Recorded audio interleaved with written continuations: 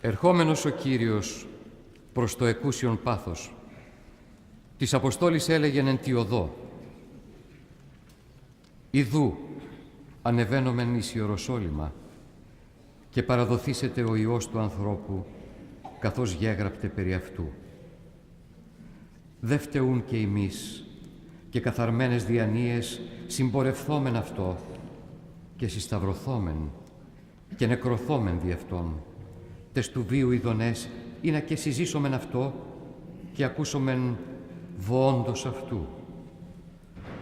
Ουκέτι εις την επίγειον Ιερουσαλήμ δια το παθήν, αλλά αναβαίνω προς τον Πατέρα μου και Πατέρα ημών και Θεόν μου και Θεόν ημών και συνανυψώ ημάς εις την άνω Ιερουσαλήμ εν τη βασιλεία των ουρανών».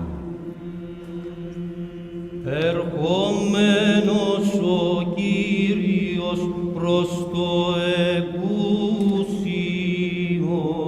πάθος της Αποστόλης έλεγεν τη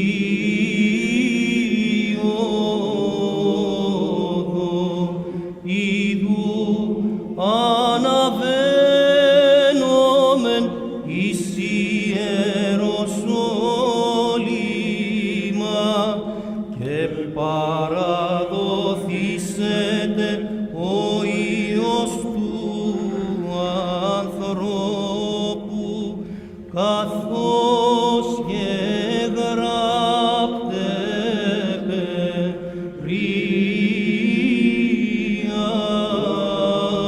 αυτού. Δε φταίουν και εμείς και καθαρμένες διανοίες συμπορευθόμεν αυτό και συσταυρωθόμεν και νεκρωθόμεν δι' αυτόν, τες του βίου ειδονές ή να και συζήσομεν αυτό και ακούσομεν βόντος